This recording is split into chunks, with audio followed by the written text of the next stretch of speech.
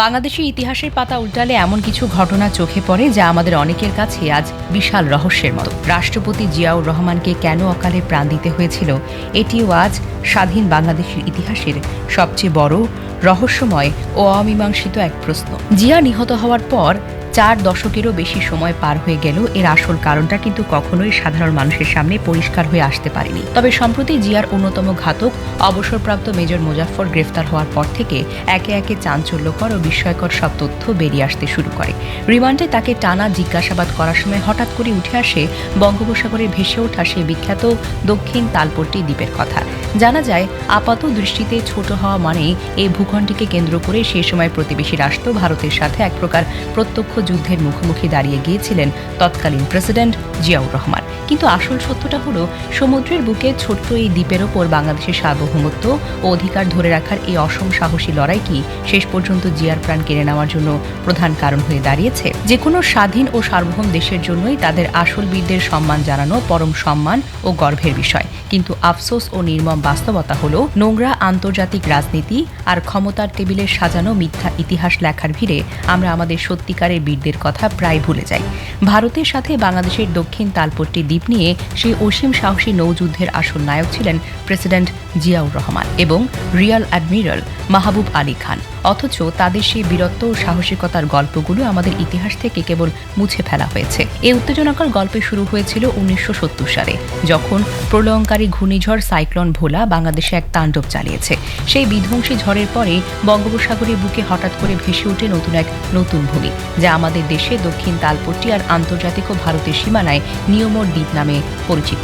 আর বঙ্গোপসাগরের এই ভূখণ্ডটি জেগে ওঠার পর থেকেই তা নিজের নিয়ন্ত্রণ নিতে ভারত ও বাংলাদেশের মধ্যে শুরু হয় তুমুল টানাটানি ও ভূরাজনৈতিক দ্বন্দ্ব। ভূরাজনীতি ও আন্তর্জাতিক বিশ্লেষকদের মতে, দক্ষিণ তালপট্টি দ্বীপের নিচের মাটিতে ছিল বিপুল পরিমাণে প্রাকৃতিক গ্যাস, মূল্যবান কয়লা ও খনিজ সম্পদের এক বিশাল ভাণ্ডার। আর এই প্রকাণ্ড সম্পদের লোভেই দ্বীপটি যে কোনো উপায়ে নিজের দখলে নিতে মরিয়া হয়ে উঠেছিলেন ভারত। পরিস্থিতি সামাল দিতে 1979 সালে দুই দেশের সর্বোচ্চ প্রধানদের উপস্থিতিতে দিল্লিতে এক উচ্চ পর্যায়ের বৈঠক অনুষ্ঠিত হয়। সেখানে বাংলাদেশের প্রেসিডেন্ট জিয়াউর রহমান উপযুক্ত সমস্ত কাগজপত্র, নিখুঁত ম্যাপ এবং আধুনিক স্যাটেলাইটের ছবি আন্তর্জাতিক টেবিলে উপস্থাপন করে। ভৌগোলিক ও আন্তর্জাতিক নিয়ম অনুযায়ী এই দ্বীপের একছত্র মালিক কিন্তু বাংলাদেশ। কিন্তু গায়ের জোর দেখিয়ে ভারত সরকার জিয়ার সে আইনগত ও প্রযুক্তিগত দাবি মানতে একেবারেই নারাজ। আন্তর্জাতিক নিয়মকানুন তোয়াক্কা না করে তারা এককভাবে দ্বীপটি দখল করার চেষ্টা চালায়। তারা সেখানে ভারতের শক্তিশালী যুদ্ধ জাহাজ পাঠায়, সীমান্তরক্ষী বাহিনীর সশস্ত্র চৌকি তৈরি করে এবং বাংলাদেশের চোখ রাঙিয়ে দ্বীপে ভারতের জাতীয় পতাকা উড়িয়ে দেয়। ভারত হয়তো ভেবেছিলেন সদ্য স্বাধীন হওয়া ছোট্ট একটি দেশ ভয়ে কোনো প্রতিবাদ করবে না এবং বিষয়টি মেনে নেবে। কিন্তু ভারতীয়দের সেই অন্যায্য গায়ের জোর দেখে এক বিন্দু দমে যাননি সেনাপতি জিয়াউর রহমান। ভারতের আগ্রাসনের মাত্র দুদিনের মাথায় অর্থাৎ 13ই মে দখলদারদের শক্ত হাতে রুখে দিতে বাংলাদেশের নৌবাহিনীকে সরাসরি হামলার করা আদেশ দেন তিনি। জিয়ার নির্দেশ পেয়ে রিয়াল অ্যাডমিরাল মাহবুব আলী খানের নেতৃত্বে আমাদের দুটি যুদ্ধজাহাজ গিয়ে পৌঁছায় তালপট্টি দ্বীপে। বাংলাদেশের নৌবাহিনী সেখানে পৌঁছানো মাত্রই ভারতীয় সেনা চৌকিতে পাল্টা প্রতিরোধ গড়ে তোলে। টানা 3 দিন দুই দেশের সশস্ত্র বাহিনী বঙ্গোপসাগরে মুখোমুখি রণসাজে দাঁড়িয়েছিল। কিন্তু শেষ পর্যন্ত বীর বাংলাদেশের সৈনিকদের অভূতপূর্ব ও অনড় প্রতিরোধের মুখে টিকে থাকতে না পেরে লেজ গুটিয়ে সেখান থেকে পিছু হাঁটতে বাধ্য হয় বিএসএফ ও ভারতীয় বাহিনী। পরবর্তীতে রিমান্ডে ঘাতক মোজাফফর স্বীকার করেছে, প্রেসিডেন্ট জিয়ার এমন অদম্য রাজনৈতিক সাহস দেখে ভারতের নীতি নির্ধারকরা পুরোপুরি বাকরুদ্ধ ও হতবাক।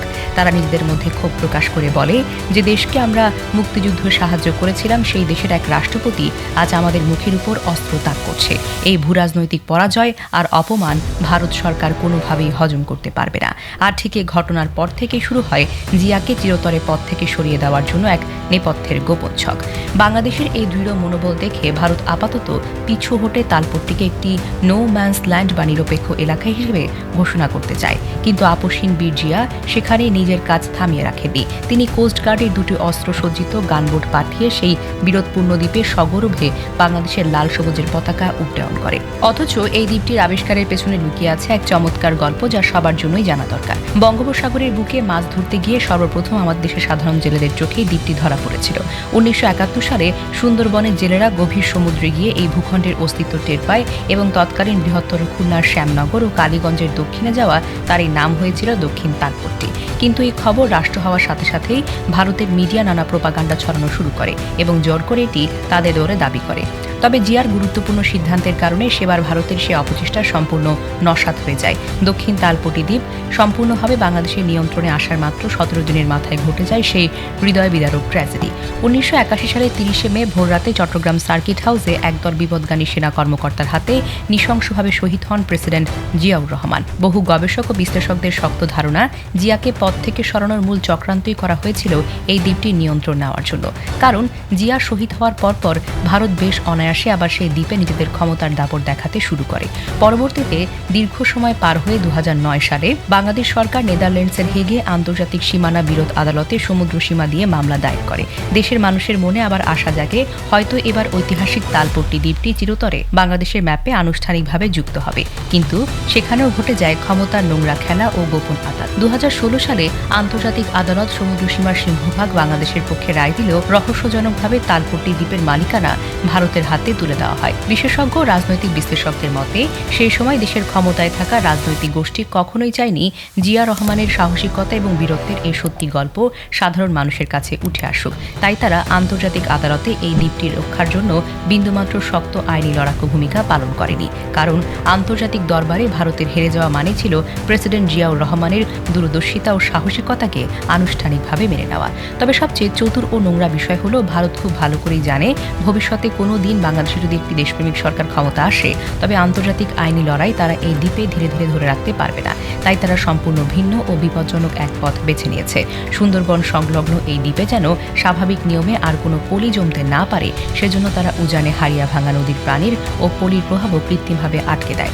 ভারতের এই চক্রান্তের ফলে নতুন করে পলি জমতে না পেরে বছরের পর বছর ধরে ধীরে ধীরে সাগরের পানি নিচে তলিয়ে যেতে শুরু করে ঐতিহাসিক তালপট্টি দ্বীপ। আর অন্যদিকে ভারত বিশ্বজুড়ে খবর ছড়িয়ে দেয় যে সমুদ্রের পানি বাড়ার কারণে নাকি তালপট্টি দ্বীপ চিরতরে বিলীন হয়ে গেছে।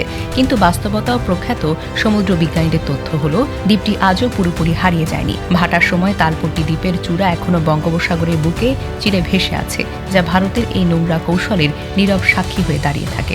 আমাদের প্রখ্যাত সমুদ্র বিজ্ঞান ও ভূগোল বিশেষজ্ঞরা স্পষ্ট ভাষায় বলেন, সরকারি ও আন্তর্জাতিক নথিপত্রে এই দ্বীপ সবসময় বাংলাদেশের ভৌগোলিক সীমানার অংশ ছিল। কিন্তু পরবর্তীতে ভারতকে বাড়তি রাজনৈতিক সুবিধা দেওয়ার জন্যই পুরো বিষয়টি ঢেকে প্রেসিডেন্টের নাম ও সত্যি ঘটনাগুলো ধামাচাপা দেওয়া হয়। প্রেসিডেন্ট জিয়াউর রহমানের সেই ঐতিহাসিক নৌযুদ্ধ আর রক্তে লেখা তালপট্টি দ্বীপের ইতিহাস আজ আমাদের জাতীয় চেতনা থেকে মুছে ফেলার অপচেষ্টায় চলছে। দক্ষিণ তালপট্টি দ্বীপকে ঘিরে হওয়া এই উত্তেজনাকর ঘটনাগুলো আমাদের দেশের ইতিহাসের খুব গুরুত্বপূর্ণ একটা অংশ। জিয়াউর রহমানের এই সাহসী পদক্ষেপে বঙ্গোপসাগরে বাংলাদেশের পতাকা ওড়ানোর গল্প যেন হারিয়ে না যায়, সে ব্যাপারে আমাদের সবাইকে সচেতন হতে হবে। প্রিয় দর্শক, আপনার কি মনে হয়, সব হিসাব প্রমাণ করলে তালপট্টি দ্বীপকে আসলেই বাংলাদেশের হওয়া উচিত ছিল? জিয়াউর রহমানের এই সাহসিকতা এবং ভারতের সাথে এই লড়াই কি? আপনার কি মতামত? কমেন্ট বক্সে লিখে জানান আপনার মতামত।